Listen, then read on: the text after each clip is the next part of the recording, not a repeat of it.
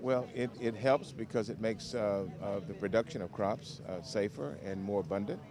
If we can genetically modify the ingredients and the seeds and the other things that are required to produce food, and we can get more yield with less land to grow the product, I think we will all benefit from it. I think it's a very common sense approach. It allows people the right to say our product is a non-GMO if they choose to do so, and it gives some regulations as to how do you say that. It prevents somebody from falsely making that claim.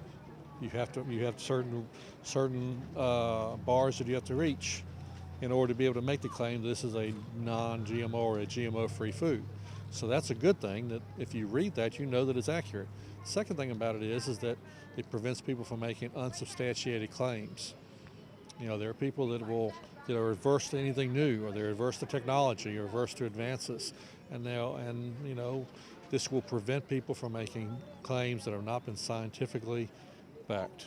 And if at some point in the future it is proven that GMOs have a negative impact on health, then that can be visited at the time. But right now, I'm not aware of any shred of evidence that shows that GMOs have a problem in terms of the health of the consumer.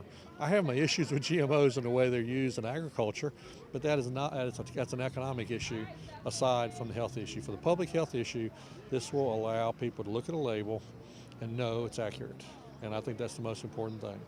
We're not going to micromanage the labeling of these foods. We're going to give the authority to the FDA. And the FDA can look at it and require reporting from time to time. And if they deem a food to be genetically modified, then they can, in certain circumstances, require complete labeling of that fact on the food. But our farmers completely understand it. They have genetically modified crops that are providing good yields.